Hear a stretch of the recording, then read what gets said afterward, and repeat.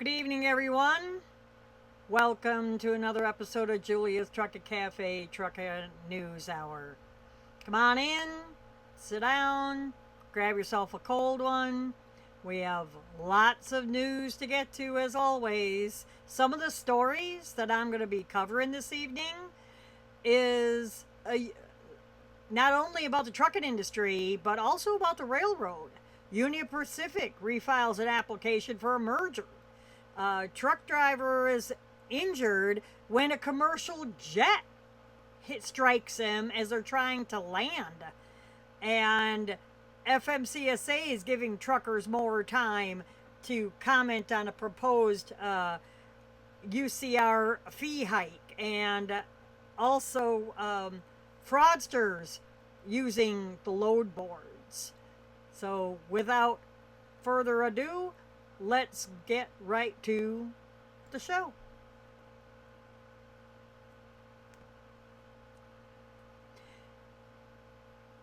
In this story, FBI warns about a cyber-enabled fraudsters posting fake listings on trucking load boards.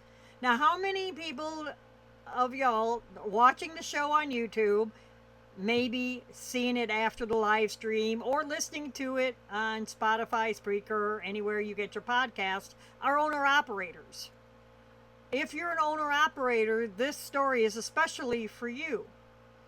The FBI has issued a public alert warning the transportation industry about a significant increase in sophisticated cyber-enabled cargo theft tactics threatening U.S. supply chains. On April 30th, they released a public service announcement to warn the public of cyber threat actors increasingly using sophisticated cyber-enabled tactics to impersonate legitimate businesses, to hijack freight, steal high-value shipments, and reroute deliveries, resulting in a surge of strategic cargo theft.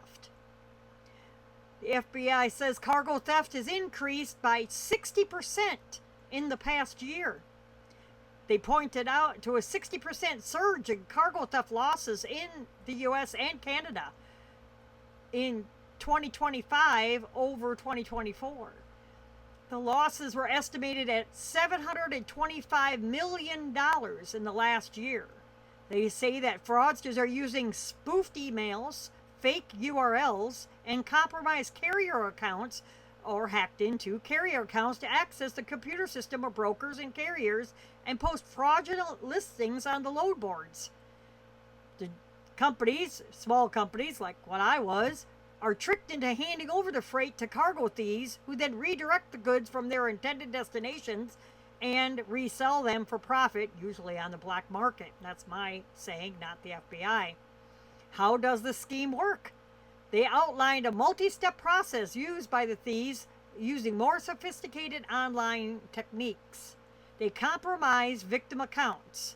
Cyber threat actors impersonate and spoof brokers via email, sending links for a carrier broker agreement, which I usually had to sign, to review and address poor service ratings. The links are frequently shortened to biddy links, spoofed URLs. Once clicked, the user is redirected to a phishing website, imitating the legitimate one. The website hosts a malicious executable file which downloads other legitimate remote monitoring and management software, giving the cyber threat actors total undetected access to the brokers or carriers' dispatching system and the load boards. They post fake loads online.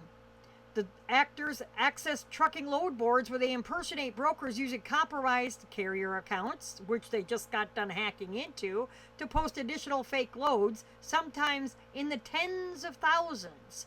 Legitimate carriers bid on the fake loads and contact the fake actors, who provide the malicious carrier broker agreement and compromise the carrier's computer systems. Bids on real loads, posting as a compromised carrier, criminal actors accept shipments and double broker the load to partially unwitting drivers, providing manipulated bills of lading and changing the destination of the load. To legitimize their access, criminal actors change legitimate carriers' contact information with the FMCSA and update insurance information to permit loads the legitimate carrier previously did not accept. I mean, they're getting really intricate in this stuff, even getting into the FMCSA website, the SAFER website.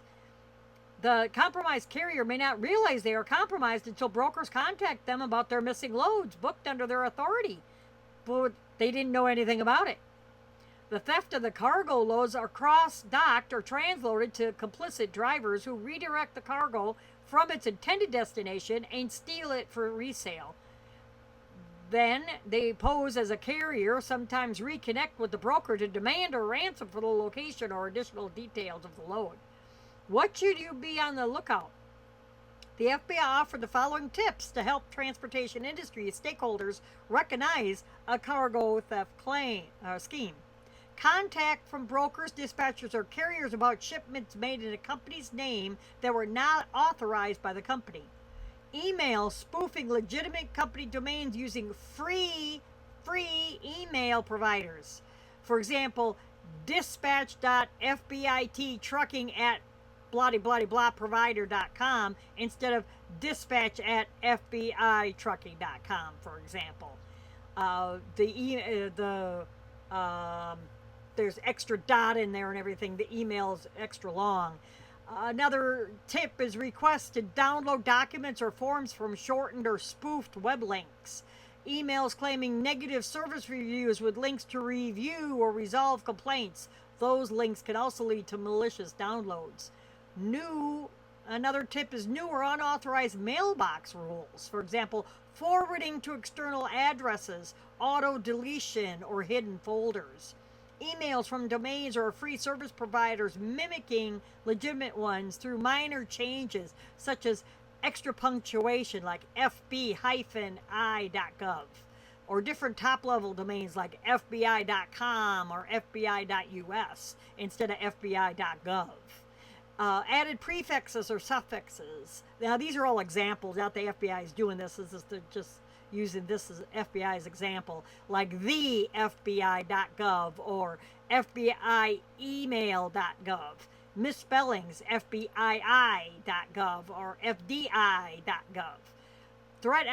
These actors communicate with brokers and carriers via email and telephone. Email addresses are spoofed or altered with the addition of a name of position-related title in front of the legitimate email address. Telephone numbers or voice over internet, VoIP, used by applications are used for short periods of time. Some applications have been observed in contact with overseas phone numbers. FBI advises companies to take the following steps to protect their businesses from the threat of cargo theft. Independently verify shipment requests and pickups using secondary methods prior to releasing any loads. Implement multi-channel verification to prevent criminal infiltration of legitimate transactions and freight diversion. Recognize that familiar names or email addresses alone do not confirm authenticity. Validate unexpected communications through a two-factor authentication process. So you need two-factor authentication that everybody's going to. Maintain thorough documentation, including photos of drivers, licenses, vehicles, license plates, cab numbers, truck numbers, DOT motor carrier numbers, and contact and communication details of all parties. This documentation aids investigative efforts and may help disrupt ongoing strategic cargo theft schemes. The FBI asks victims of cargo theft schemes to report the crimes to law enforcement as well as the Internet Crime Complaint Center. So, yeah, it's out there and it's real. It really is.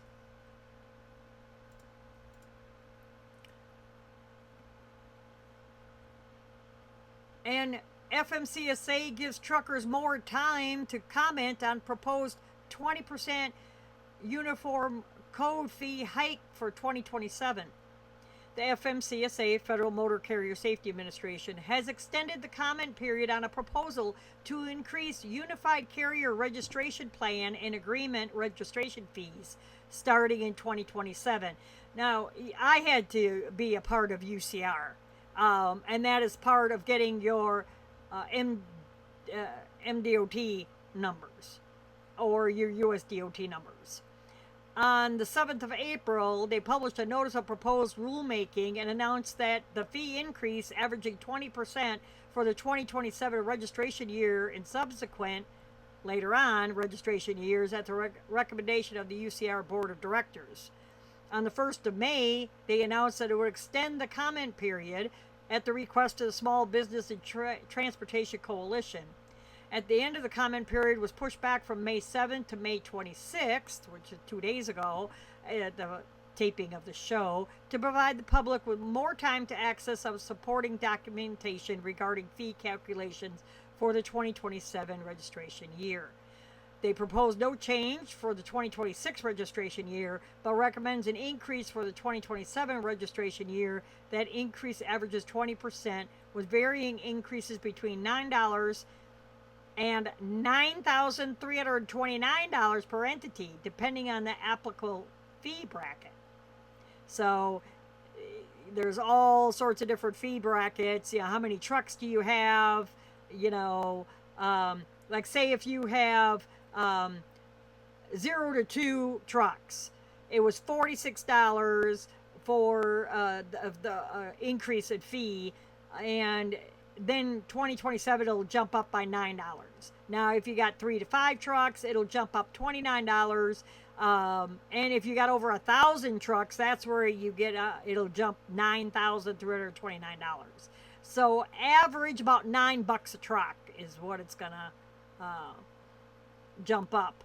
This fee adjustment for the 2027 registration year would provide the necessary $118 million in revenue to make the required allocations to the participating states and the UCR plan.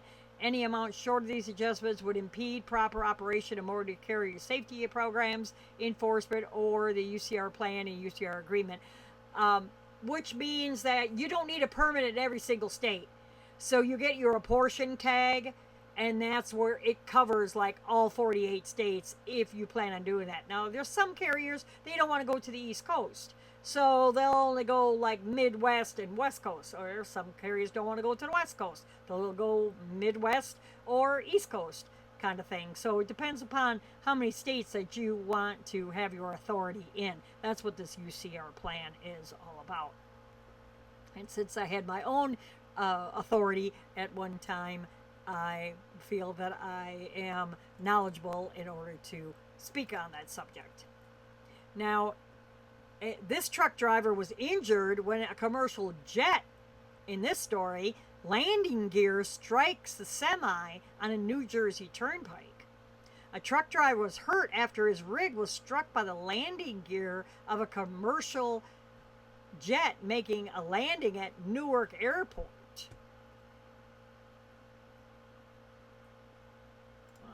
Second. I'm checking out something real quick. And this happened, it was saying on, it was written on the 4th. Let me see something real quick. Let me check my calendar because I don't want to say anything wrong. That would be the 3rd, my dad's birthday. God rest his soul.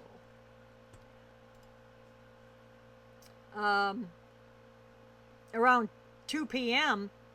along the New Jersey Turnpike just outside of Newark Liberty International Airport. According to the local news, Flight 169 was attempting to land at the airport after flying out of Venice, Italy, when the bottom of the plane and its landing gear struck a light pole and a semi on the roadway during its descent. Came in too low. The impact caused the tractor or the semi to overturn, and the driver was injured. The downed light pole also struck a Jeep on the throughway. Upon its final approach into Newark International Airport, United Flight 169 came into contact with a light pole, said United. The aircraft landed safely, taxied to the gate normally, and no passengers or crew were injured. United says that the plane is being inspected for possible damage, and all crew members on board at the time of the incident had been temporarily removed from service. The truck driver was taken to the hospital with non-life-threatening injuries. The detail of his injuries or damage to the truck were not released. The crash remains under investigation, and no additional information was available at the time of writing of this article. The agency directed United Airlines to secure and provide both a cockpit voice recorder and flight data recorder to support the investigation. A preliminary report outlining the facts and circumstances of the event is expected within the next 30 days. As always, as this story unfolds, I will gladly keep y'all posted. But how freaky is that? How many times have you been into New Jersey past that doggone Newark airport? I mean, there was another one there in Atlanta on 285. And there's a runway right across doggone 285 and the 85 split that jets are going across there all the time, and as we're going underneath the runway. The runway's built right over the interstate. It's crazy. And for this jet to hit like that, that's nuts. I'm sorry, that's nuts. So Port Wentworth bans semi-trucks from downtown coastal highway. This Port Wentworth is in Georgia. They're asking truck drivers to take alternate routes ahead of a truck travel restriction coming into effect in July.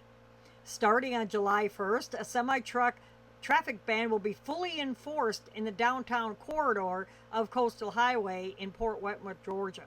The purpose of the ban is to improve public safety, of course, reduce heavy truck congestion, of course, and transform downtown into a more walkable, business-friendly destination for residents and visitors, said the city. Last year, the Georgia Department of Transportation approved their request to assume local jurisdiction over the downtown portion of State Route 25 from Grange Road to Bonnie Bridge Road. This is a major step of redirecting truck traffic away from the city center and converting the corridor from a truck-dominated thoroughfare into a pedestrian-focused main street. I can definitely understand that because of how distracted drivers are becoming on a very daily basis. It's just freaking nuts. So in June, the city will begin formal warning period for truck traffic that has not been transitioned to designated alternative routes. This is an important step forward, improving the safety of their town, etc., etc., etc. So yeah, if you go through Highway 25 in Georgia, you better find a different, from Grange Road to Bonnie Bridge Road, need to find a different route. So, and up next, Union Pacific refiles their application for a merger with Norfolk Southern in a move they say would remove 2.1 million trucks from U.S. highways. How is that possible? Unless you want to take getting the stuff that you want from Amazon, Walmart, or wherever, the port, if you order from wherever, if you want it to take 6 weeks to a month to get it, instead of getting stuff overnight or delivered within a week or two, you'll have to, I'm going to be, I digress, but I'm going to be commenting on something that happened to me recently with a luggage company. So check out my Julia's Just Bitchin', BITCHIN channel here on YouTube. There's a link in the description about it, and also what's been happening with me. You see, tonight I do not have a sling on. My arm is feeling okay, but if you haven't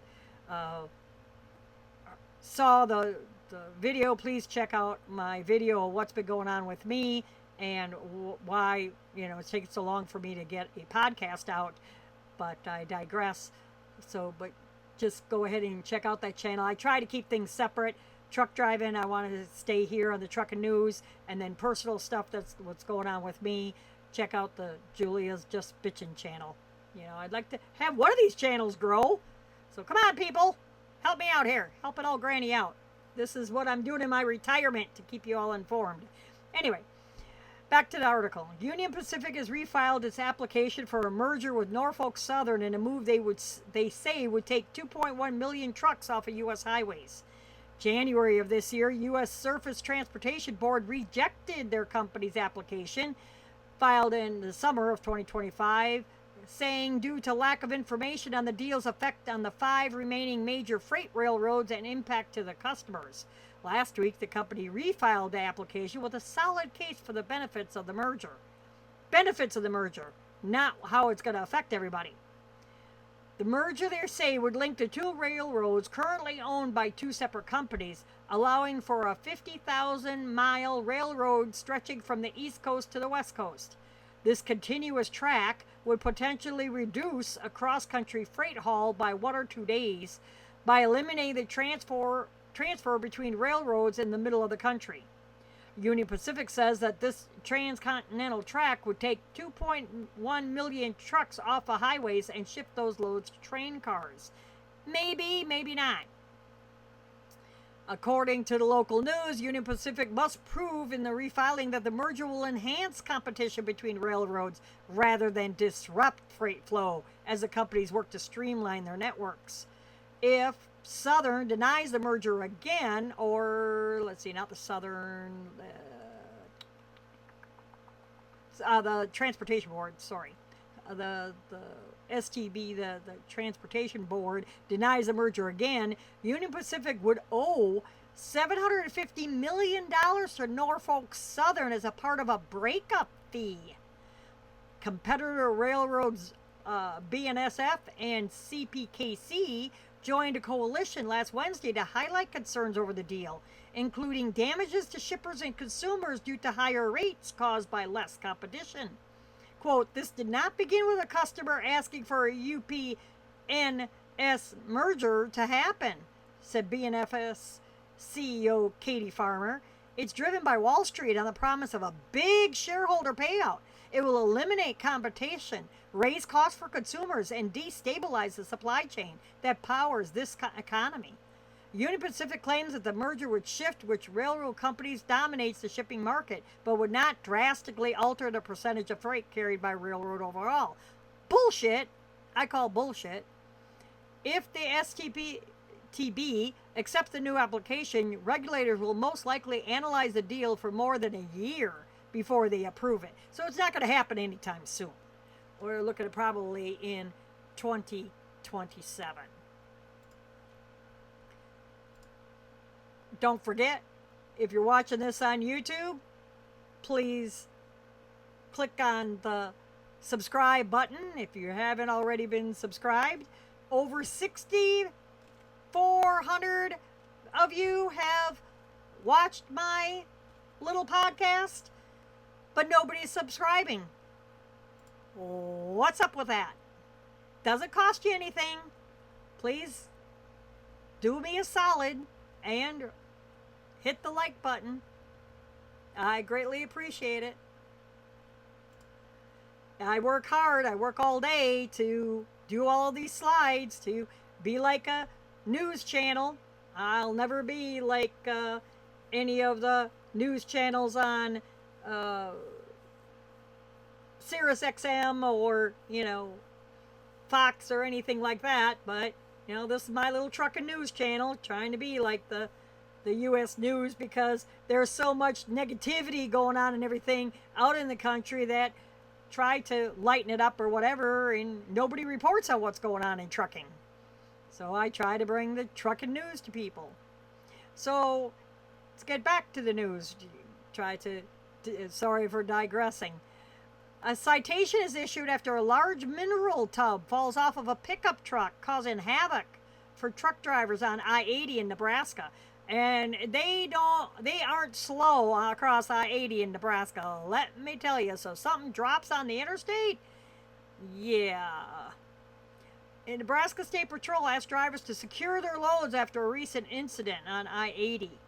A load securement issue caused some havoc on around May 3rd. Troopers say that a pickup truck hauling a 250-pound mineral tub lost its load, leaving it in the middle of the interstate.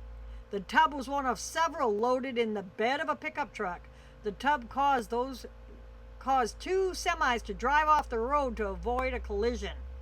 One of them landed in the weed field, as you see here in this picture. There were no injuries, luckily, but he's going to have to get towed out of there. And you see that bar that's laying on the ground? He went plowing through that field. That's his cattle catcher that's laying on the ground. He hit that field so hard. Yeah, I'm sure it's weeds all the way up into the undercarriage of the truck, too, that's got to get all cleaned out. Thanks to some good investigative work, troopers were able to track down the owner, who was then cited for failure to secure the load. Whatever you're hauling, always make sure it's secured properly.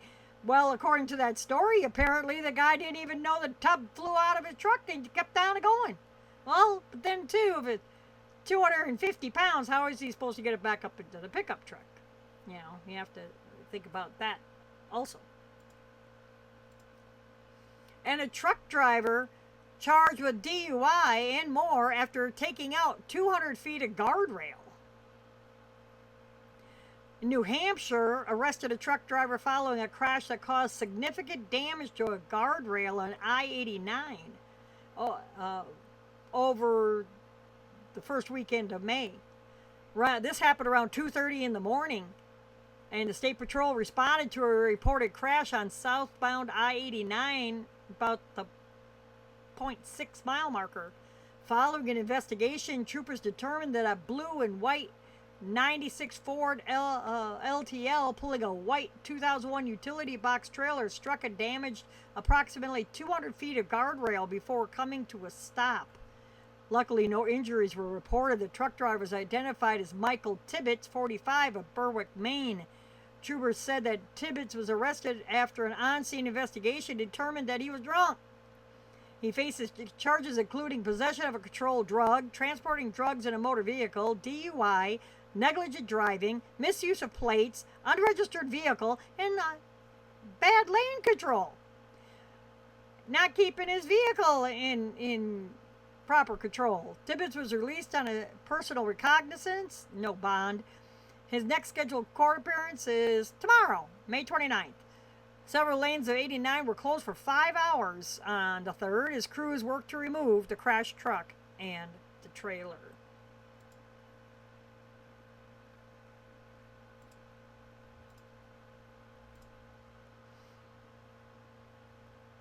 And up next, troopers find 153 violations during I-80 detail targeting semi-trucks skipping ports of entry. Troopers from Utah and Wyoming recently partnered for a commercial vehicle inspection and enforcement detail on I-80 targeting trucks that avoid ports of entry. The inspection detail took place at the end of April, around the last week of April, on I-80 at the Utah-Wyoming border. According to the State Patrol, 4-hour operation targeted commercial vehicle safety violations as well as trucks that were skipping the Evanston and Echo ports of entry. A total of 34 trucks were caught and inspected during the operation, leading to the discovery of 153 violations. Additionally, 15 trucks were placed out of service. In other words, taken off the highway. You can't drive anymore. Park it. 10 drivers were placed out of service. Can't drive anymore. I don't know what you're going to do. Go in the bunk. Whatever you're going to do. You're not driving. Wyoming Highway Patrol said that one inspector found cracked frame on a trailer loaded with construction supplies. We have great appreciation for the assistance given by our allied agencies in keeping the Interstate 80 safe for all travelers. So there's a variety of different things that they were looking for and that they found violations. Now, what's this guy doing? Looks like he's trying to put an earbud in his ear, doesn't it? Well, according to this story, not this gentleman here, but a man was sentenced for using a Bluetooth device to help an undercover agent pass the CDL exam. And of course, he didn't know he was undercover. A Massachusetts, try to say that fast 10 times, man was sentenced for his role in a scheme to help another individual fraudulently fraudulently obtain a CDL or a learner's permit. Let's just say a learner's permit. Frank, now all of a sudden I can't talk. Hold on a second. Let me take a drink. It's water. I wish it was something else. Frank Castro, 53, was sentenced to time served, approximately 23 months in prison.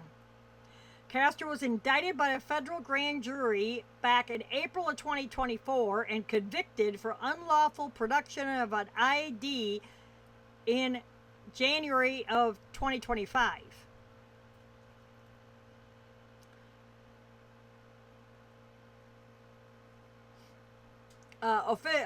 So the federal grand jury came down with the indictment in April 2024. Let me get that, clarify that a little bit. And then he was convicted for unlawful production of an identification document in January of last year. Officials say that October 18, 2021, Castro told an undercover cop that he could help him obtain a Massachusetts learner permit for $3,000.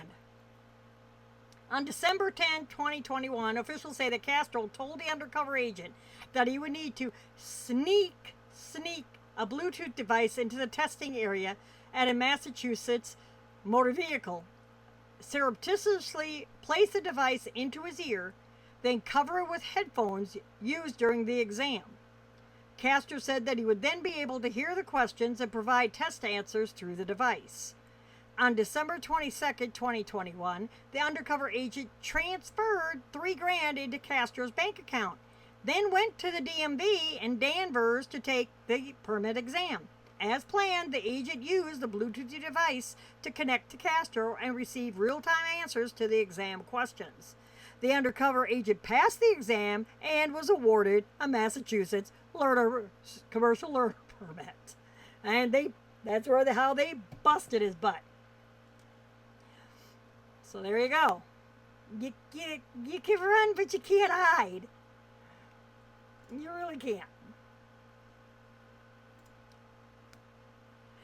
And in our top story, what the sang hell do you think happened here?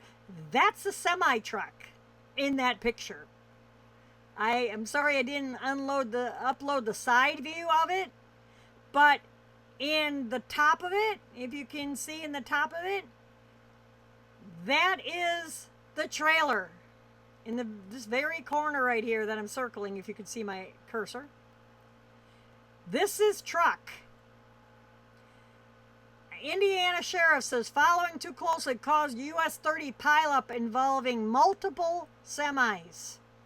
LaPorte County Sheriff's Office urged drivers to leave more following distance following a serious multiple vehicle crash on US 30 in Indiana. First week of May.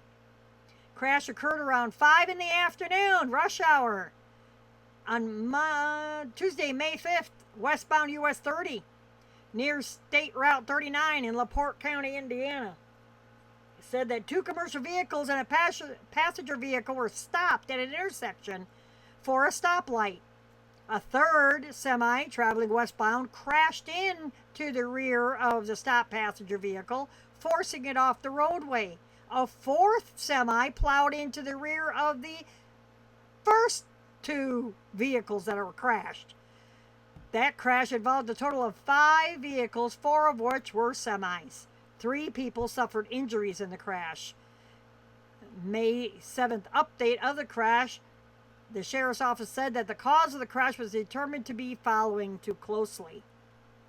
So yeah, at least they ran the car off the road. I don't know. They didn't say if the semi-truck driver perished in the crash. They just said 3 people suffered injuries in the crash. Didn't say anything about the truck driver. So, yeah. Leave some following distance. 5 to 6 seconds. Put the phones away. Get them off your steering wheel. Don't be like this going down the road where you got your phone on the windshield trying to scroll through maps and everything. Start doing some trip planning. And have your GPS and everything already set up before you ever take off. Don't start thumbing through it and stuff because you're lost. Go pull into a rest area if you have to. And the next rest area coming up, go pull in a rest area. Park it if you have to redo your GPS. Don't sit there and do that. For Pete's sake. Wouldn't mind doing me a solid, please subscribe to the channel. In this story, a hotshot driver has pulled over for doing 99 miles an hour on an Indiana toll road. Guess what? He ain't the only one, y'all. Not the only one. I've driven across all over this country, and everybody's going like a bat out of hell ever since the restrictions were lifted from being quarantined. Nobody could sit home. Nobody could sit home. It's just ridiculous. You can't go anywhere. You can't even get into Walmart anymore at 6 o'clock because people are there. Remember when you could go into Walmart at 2 o'clock in the morning and do all your shopping while they were stocking? You know, kind of a pain in the butt, but, you know, nobody was there. Now, nah. Anyway. So the Indiana State Patrol recently stopped a hotshot driver in a pickup truck for doing 99 miles an hour on the Indiana toll road. He was just out of luck that he got caught, because there's some of them doing a hell of a lot faster than that. He was cited according to state police. Underwent a level 1 inspection. Listen to my previous episode, I explain what a level 1 inspection was. If he said, the trooper said this was a tragedy waiting to happen. If the trooper didn't have stopped and cited the driver, keeping our road safe is a responsibility we all share. Slow down, drive safe, and buckle up. And put your damn phones down. And use your turn signals. That's something else. Drives me absolutely apeshit. Use your damn turn signals, because we are not mind readers. I don't know what the heck you're going to do. I always even tap my brakes anymore. I see somebody come flying up my tail. I'm always watching my rear view. Oh, I'm in my car and I have my head on a swivel anymore. Just like I did when I rode my bike. Always use your turn signals to let people know what the heck you're doing, because we're not mind readers. Up next, an autonomous truck completes a first fully automated load across Texas with 0 human assistance. Remember 5-10 years ago, they were threatening that this was going to happen? Well, it's here. No more threatening. It's here. An autonomous truck completed the nation's first fully automated haul across Texas, 230-mile run from Houston to Dallas. The run was conducted April 29th. This is what you need to look out for. Something with cameras. For people that aren't in the trucking industry, that are in their cars, and you're rolling down the highway, stay off your phone. Start looking around. Quit being all tunnel vision. Look in your mirrors and everything. But look out for doggone trucks with cameras all over the front. All over the mirrors and stuff. And then you could even kind of, if you look up in your mirror, in their mirror, you could see if there's somebody in there. You could see the driver. If you look up in the driver's side mirror, you could see if there's somebody in the truck. According to the local news, the autonomous truck started at Riggy's truck parking in northeast Houston and delivered to Hutchins, Texas, just south of Dallas. And they're just bragging about autonomous truck departed Riggy's truck parking in northeast Houston, headed to Hutchins, Texas, just south of Dallas. Departure was late at night as the shipper requested overnight service for this route. The truck ran 230 miles northbound on I-45, one of the busiest freight corridors in the country. navigated stoplights, side streets, and frontage roads, with no safety driver or observer nor remote operator. It was booked through our customer Ryan Transportation, true to our operating model, which is compatible with how freight actually moves in America today, said this founder. He says that the load was run just like any other load with a trucker at the wheel, only this truck had no driver. What if they run somebody over? No special test system, no remote operator watching over it. This fact makes it stand out from other automated truck companies that have a human monitoring the truck from some office somewhere. Real freight, real customer, real timeline, delivered safe and on time. We are not disclosing the shipper or commodity, but this was not a load we manufactured to check a box. It moved through Ryan Transportation, a top 20 freight brokerage, booked, priced, and executed the same way as any truckload moves in America. We made money on it. This is commercial business, not a research project. For Bot Auto, fully humanless means no safety driver, no backseat monitor, and no low latency remote human fallback. More specifically, our safety design does not require any human to notice, decide, or react within a minute to keep the truck safe. We may have operational visibility, just like an airport tower, and monitor the plane, but it does not fly the plane.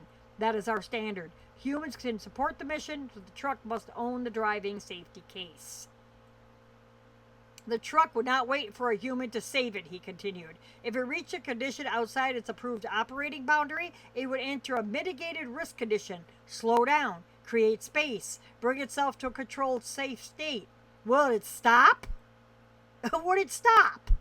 That's my question. Doesn't say anything in here about would it stop. The principle is simple. When the truck encounters extreme or unexpected situation, it does not gamble. It acts conservatively. Sometimes that means stopping. Sometimes it means continuing briefly to reach a safer place to stop. Human support can help after the vehicle is already safe, but the vehicle has to own the first minute. Howe says that this particular load costs less than $2 per mile, but warns that any cost savings have to be considered at scale. I want to be precise here because the industry has a habit of cherry-picking the easy savings and hiding the real costs. Autonomous trucking cost impact isn't a simple trade-off between driver wages and vehicle cost. It runs deep into operations. It improves at scale. The fixed cost of building and validating the system is a large chunk. As we add trucks and lanes, the cost per mile of the technology will keep declining. Yeah, he's going to tout his system. But I wouldn't want to be next to that damn thing. Hell no. Nuh-uh. Nope, not me. Get as far away from that thing as possible. So now you get to know what to look out on the doggone highway. FMCSA has new guidance, tells truck drivers what to do if they're pressured into violating safety rules. Now, y'all need to listen to this, okay? There is a rule about coercion.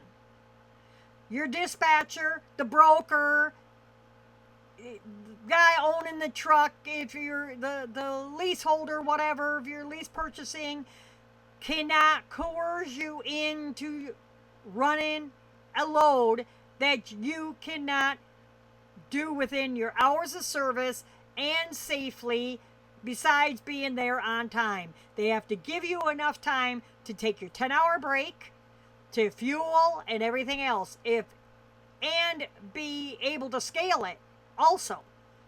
Don't be running over heavy stuff because the ticket is yours and that CDL is yours. They don't give a flip. They're not going to frickin' pay. It's going to come out of here. You're fine. It's going to be on your CDL. Well, they got plenty of doggone drivers. Well, we'll just get another driver. Well, fine. Get another driver to haul it. I'm protecting what's mine. And that CDL is my livelihood. So, nuh-uh. There's some motorcycles going by if you can hear them. So, new guidance tells truck drivers what to do if they're pressured into violating safety rules. What is coercion? All right? Coercion rule prohibits trucking companies, shippers, receivers, and other entities from coercing or asking a semi driver to violate the FMCSA regulations, including hours of service limits, CDL regulations, and drug and alcohol testings. Oh, just take some of this, you'll pass your drug screen.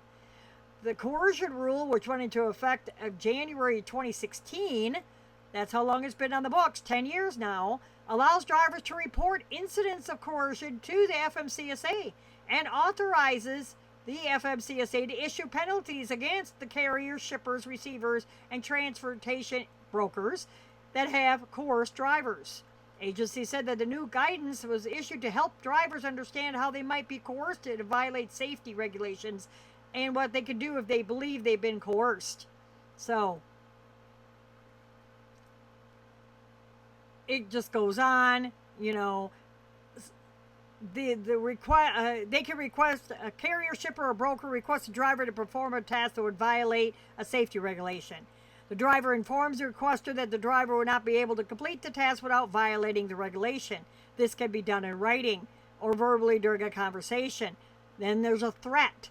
Requesting party makes a threat, like you're going to lose your job, or I'm not going to find you a load for next couple of days, or you're going to lose this load. Or they take negative action against the driver's employment or work opportunities in order to pressure the driver to comply, or actually take negative action to punish the driver for refusing to comply. Importantly, they do not need to follow through on the threat. Just the fact that they made the threat is enough for coercion to have worked. And you could go ahead and file a complaint. So there you go with that. Now, let's take a short break.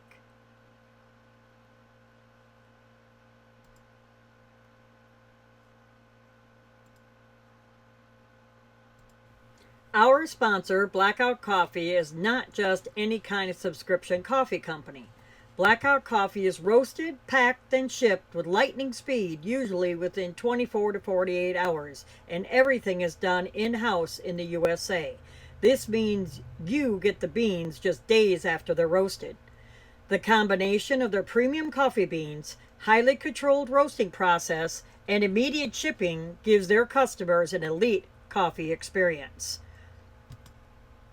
Blackout Coffee is every roast you can think of, from light, medium, espresso, cold brew, dark roast, and even salted caramel.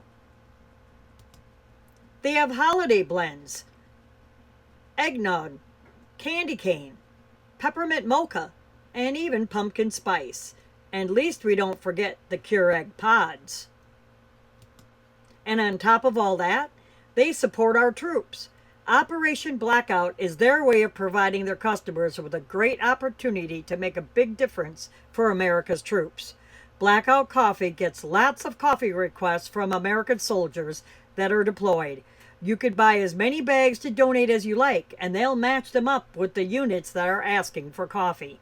Blackout Coffee fuels momentum for hardworking Americans every day. They send the equivalent of 2 cups of coffee per service member to deployed military for every bag they sell.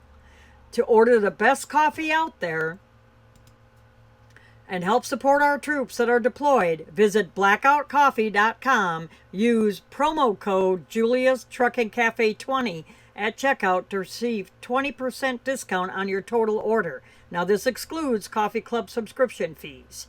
That's blackoutcoffee.com, promo code JuliasTruckingCafe20.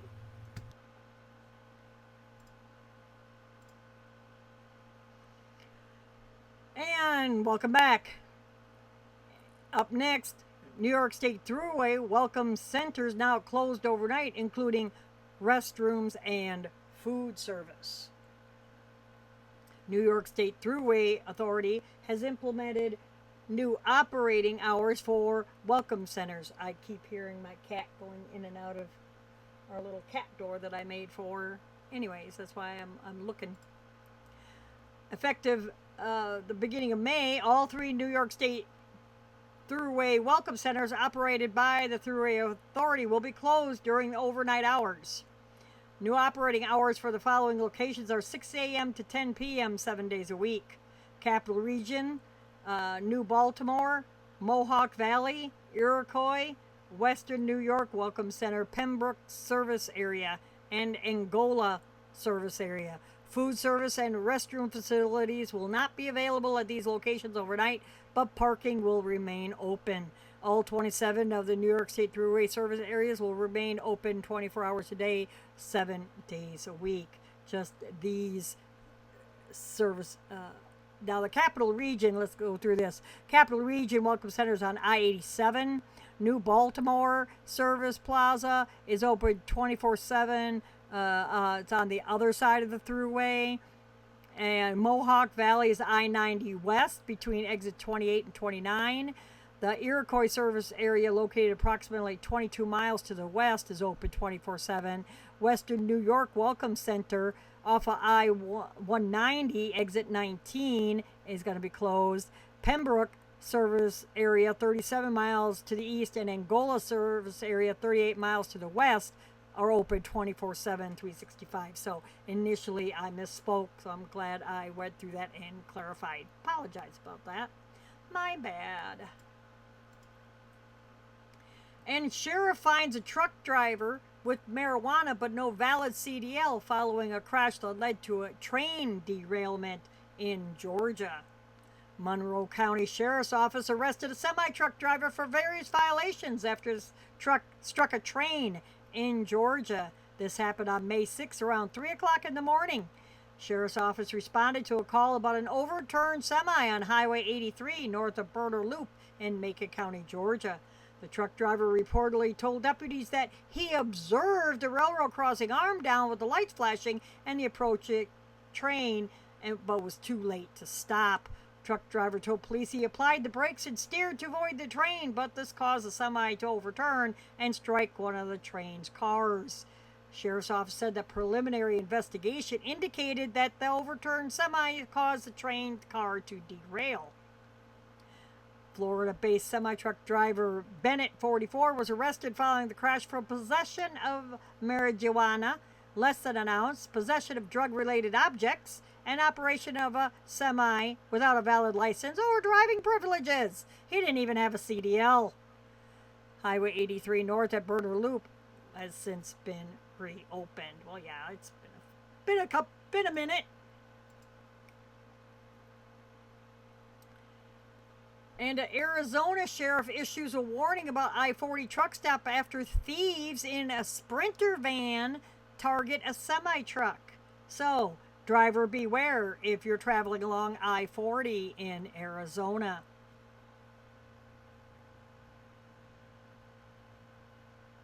Checking on something just a second. Police asked the trucking community to use extra caution at truck stops along I-40 in Arizona after a semi-truck and a rail car were targeted by a sophisticated cargo theft operation. On May 6th, the Yavapai County Sheriff's Office out of Arizona issued a statement about a pair of cargo theft incidences that are believed to be tied to a professional criminal organization based out of Southern California. The Sheriff's Office said that a cargo theft incident took place back in April in Ash Fork, Arizona. A semi-truck transporting a high-value load of tech from California stopped off at a truck stop on I-40 in Ash Fork. Police said that a pair of Sprinter-style type vans followed the truck into the lot. In a highly coordinated move, the suspects waited for the driving team to enter the store before breaching the trailer doors. Now, whoa. Let's stop the story right there. Since when do you go into a store when you're under a high-valued load and leave that truck unattended? When?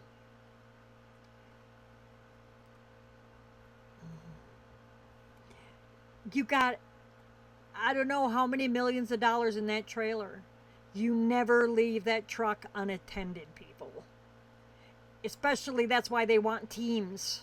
So that truck is never unattended. If you have to go into the store one at a time, somebody always has to be with that truck. And carry your cell phone with you. So in case there's an emergency, like somebody breaking into the back of the trailer, that you could call your partner and say, get the hell out here, we gotta go. Or call the cops or something.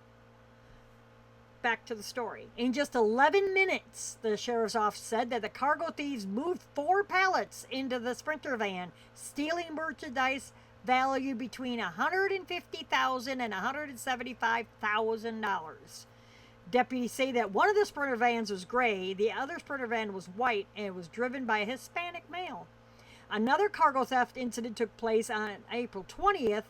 In this case, the sheriff's office said that a BNSF railway car was burglarized using the sophisticated and planned attack methods. Police believe that the same criminal organization has been responsible for both thefts. The sheriff's office is asking the public and members of the trucking community to remain vigilant, like I'm saying. If you have any information regarding Sprinter-style vans operating without license plates or have observed suspicious activity near I-40 truck stops or rail lines, please get in touch with local law enforcement, said the sheriff's office. So Sprinter-type vans, like a panel van, but newer, that they're using.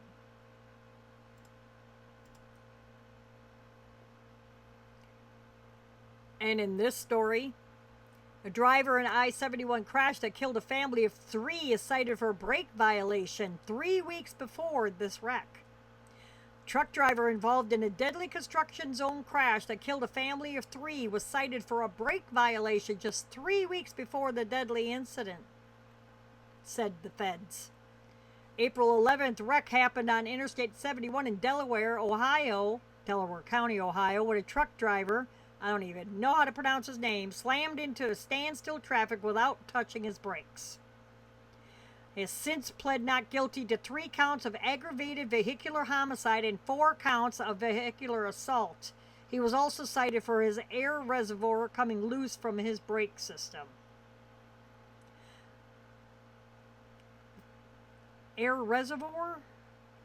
I'm wondering if that isn't the air tank.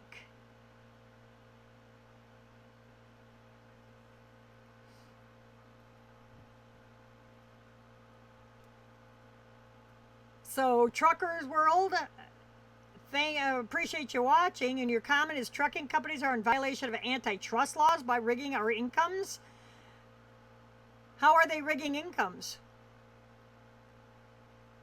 You need to know what you're signing. How are they rigging your income? Got to know what you signed up for. Anyways, back to the story. The feds say he was cited for a brake violation in Kansas 3 weeks before the wreck for a malfunction of his anti-lock brake system warning light. This information comes after investigators discovered that he was also convicted of driving an unsafe vehicle and crash involving his drive shaft malfunctioning, which was reported to state agencies but was not included in the federal records. The Ohio State Patrol crash in May of 2024 was not reported to the FMCSA.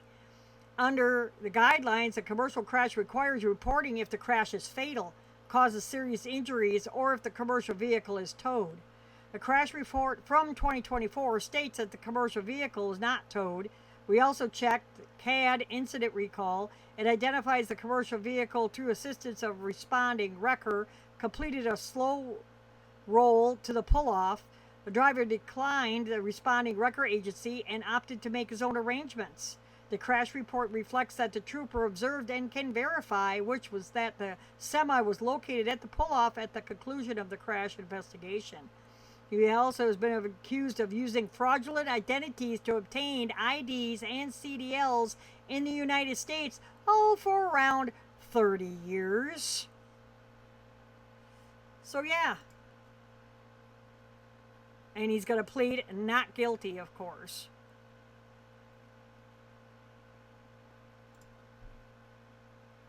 And let's leave this on a high note this week. Concerned citizens are called Missouri cops about a commercial truck driver's welfare.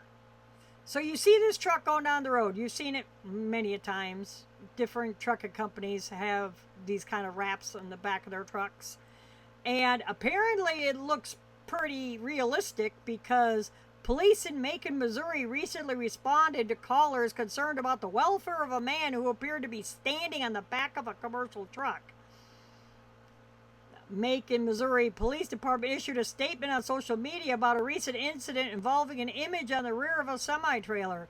They received calls to check the well-being of a man standing in the back of a semi-trailer for a long period of time today. Police officers responded to the call and confirmed that this is not an actual person, but a decal on the rear door of a Kohl's wholesale trailer. If you see this, please know it has been checked out, the Macon Police Department said.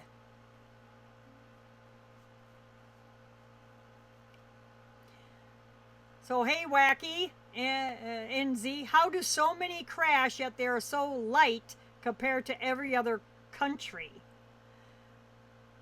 What are you meaning that they are so light compared to every other country? Weight-wise? Is that what you are asking? A lot of the crashes, my personal opinion, a lot of the crashes are from not having good equipment, like this gentleman's brakes weren't working. Also,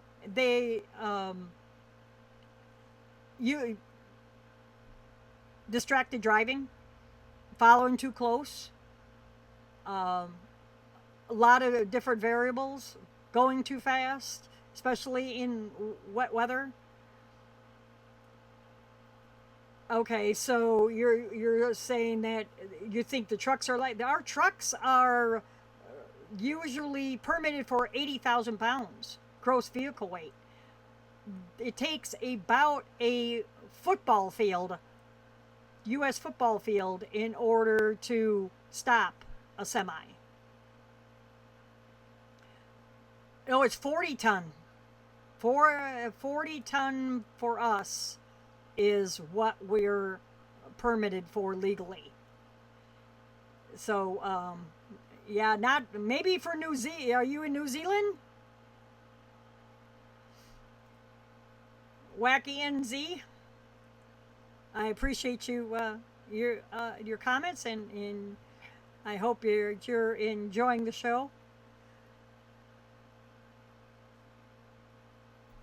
Yeah, for us, 40,000 pounds. Yeah, is it very light on our highways because it really tears them up and stuff. Maybe for where you're at, it's light, but not for us. We have to be permitted to haul over 80,000 pounds or 40 ton. We don't. That's our regulation. Oh, not ton. Okay, I'm not familiar with TONNES.